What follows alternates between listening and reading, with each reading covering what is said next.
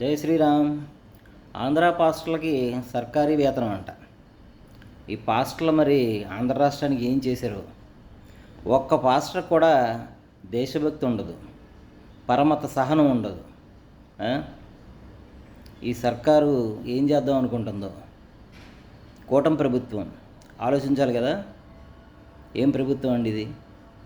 పాస్టర్లకు జీతాలు ఎందుకు ఇవ్వాలండి అసలు? మీరు ఏ బడ్జెట్లో ఇస్తారు?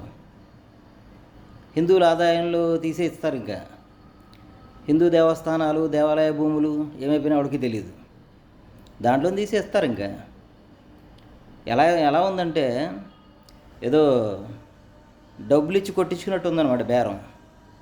పాస్టర్లకు ఎందుకు ఇవ్వాలి అసలు మీ శాలరీలు?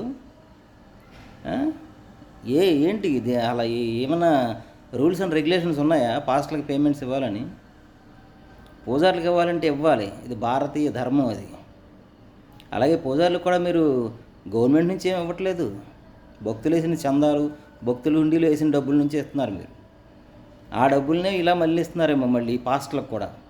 సనాతన ధర్మాన్ని నాశనం చేయడానికి కంకణం కట్టుకున్న పాస్టర్లకు మీరు సర్కారీ వేతనం ఇస్తారు. ఒక పాస్టర్ని చూపించండి పరమత సాధనం ఉన్నవాడిని, ఒక పాస్టర్ని చూపించండి ఇండియా అంటే భక్తి ఉన్నవాడిని.